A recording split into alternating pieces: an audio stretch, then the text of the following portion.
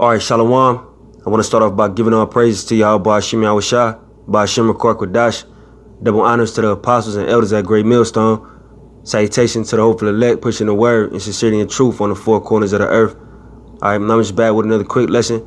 All right, about Jake. All right, 2/3 of the nation of Israel. All right, which are you Negro, Latino, Native, Seminole, Indian.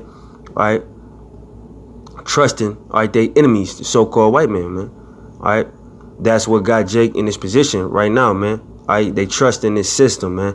All right, that's why every time Esau do something that is within his nature, really, you know what I mean, Jake is all up in arms with it and falling out. You know, like for a quick example, when you see these policemen, you know, killing people, not people, but Jake in the street. All right, that that's your enemy. He's supposed to put you to death, man. Like if you went to war, you wouldn't complain to see one of your comrades die on the battlefield, because you know that's the battle that you win. You know what I mean? One of your comrades somebody gonna fall. All right, but Jake is confused to think that, you know, confused to the point to think that Esau, all right, is actually going to show them some type of love or some type of favor in this society. That's not why we here, man. Right? All this shit, all this new ideology that Jake has, where, you know, we can either be equal or conquer America, it's not gonna happen. No, conquer America, it's not going to happen. Right, it's only one way out of this place, and that's belief in Yahweh Ba'ashim Yahushua for those who were ordained to already be saved. All right, because you see brothers come in and believe, and, you know, all like that. All right, and then they gone. You know what I mean? So only those who were the elect, all right, the hopeful elect that was given the belief, man, to endure into the end. All right, that's, you know, our only way out of here, man. Lord willing, we be those men. So our only way out of here, not to, you know, concoct a scheme to, you know, try to come up in America, all right? And, you know, one of the most, I guess you would say, prevalent examples of that right now is Kanye West. You know what I mean? He think he's going to outsmart the system and all this shit, man. And, you know, it's okay to be a Republican. He's just trying to get in good with the so-called white people, man. All right? Because when you look at, you know, this man's mind, he always, what am I trying to say, reverences white people, whether it be I don't even know if Warhol is an Edomite, all right, but Steve Jobs, you know, all these European fashion designers, is always something to align himself with the so-called white man, all right? And they gonna crush his ass sooner or later, man, just like they crushed Bill Cosby, who aligned himself with him, all right? You're not supposed to, who aligns themselves with an enemy? You know what I mean? You don't see like Ishmael over there in the Middle East. He in the right spirit. Like, you know, we going all out. Being the wild man that the scripture said he was, we going all out. They know who their enemy is, and they handle their enemies accordingly, man. Now, of course, we're not going to be out here putting none to death until the most I say so. I'm not saying that. I'm not saying run up on Edomites and take them out. All right? But what I'm saying is, you know, the knowledge of Esau, the so-called white man, being your enemy, all right, is key. All right, and knowing how to deal with your enemy by moving with wisdom. You know what I'm saying? Knowing who he is, knowing his traits. All right, because his traits were given to us, man. All right, Yahweh Ba'ashim Yahushua already, you know, gave us the game plan, all right, on how to deal, you know, with our enemies, which is not just Esau, it's all the nations, all right, but chiefly Esau, all right.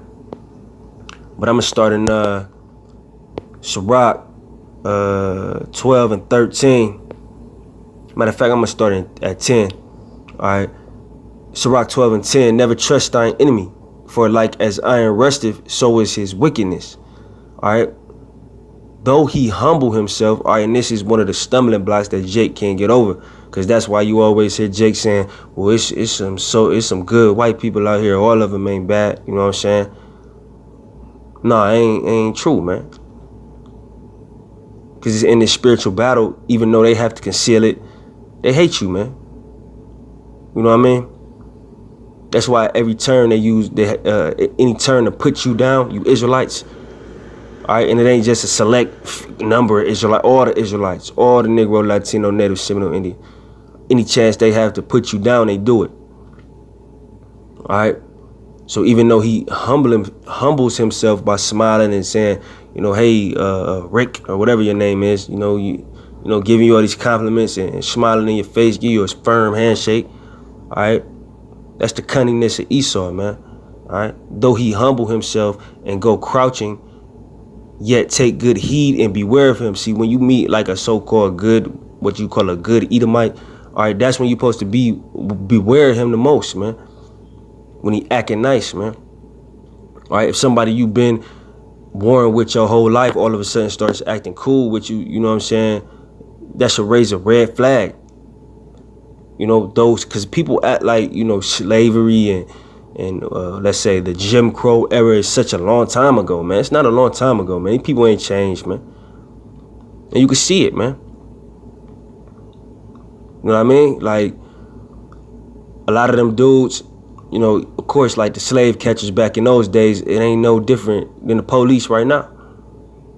That's why, back in them days, the slave catchers would say, well, do you have a pass? Like if a slave was, let's say, out of the boundaries, they say, do you have some type of pass that you can show us why you're over here? Well, that's no different than your ID, than your license. We all been, well, I ain't gonna say we all, but a large variation of us just been stopped for no reason. Whether we in a car or we walking, let me see your ID. Let me see what you doing over here. Where you really supposed to be at? I know you ain't supposed to be over here. Where you supposed to be? So what's the difference, man? You know what I'm saying? It says, take good heed and beware of him, and thou shalt be unto him as if thou hast wiped a looking glass, and thou shalt know that his rust have not been altogether wiped away. All right, because if you know anything about rust, all right, if you could clean it, like let's say it's a rusty pipe, you clean it real good, get it good, you know what I'm saying, get it kind of shiny, not shiny, but maybe it's looking better, right? All right, that rust always come back, and that's like the wickedness of the Edomites. Even though they may clean themselves up a little bit, that rust is gonna surface sooner or later. All right, sooner than later. All right, because the Most High about to turn up the spirit on these devils, man. It says, set him not by thee. It's verse 12, Sirach 12 and 12. Set him not by thee, lest when he have overthrown thee, he stand up in thy place. And that's what you're seeing now, Neither let him sit at thy right hand, lest he seek to take thy seat, and thou at the last remember my words and be pricked therewith. All right, so don't trust your enemy, man. All right, ain't nothing that you and an Edomite, of course we move with wisdom out here, in our day-to-day, right? But you make sure you keep, make sure you have E-room, like with these Edomites, man. You know what I'm saying? Make sure you keep them at a certain distance, man. All right, because the closer and closer that an Edomite gets to you, the weaker and weaker, and the more susceptible you are to his trickery, man. And that's what you see with Jake, man.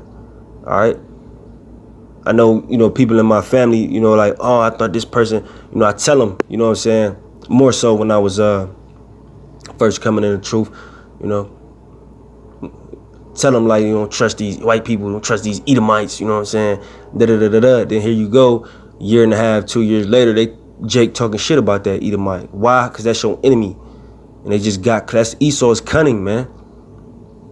You get close to you just to destroy you, man. Look at what he did to the Native Americans, man. Seminole Indian, man, which are Israelites. Got close to him, man. Came over there with his humble head hanging down, Jake welcomed him in, and then he started slaughtering Jake, destroying Jake. And it ain't Esau's fault, 'cause that's his job. To be a devil, man, a deceiver. It says, and it's the point I wanted to get into, who will pity, this verse 13, who will pity a charmer that is bitten with the serpent, or any such as come nigh wild beast, all right? Who's going to pity a charmer that is bitten with a serpent, man? All right? Now, we know that the imagery that's really been placed in our head as far as that scenario is the East Indian man playing the flute, and the snake come out dancing and all like that. All right, if you see the snake bite him, the first thing you're going to say, you shouldn't have been fucking with that snake. You know what I'm saying? You're not going to say, well, oh, man, the snake went crazy. No, the snake did snake things, man.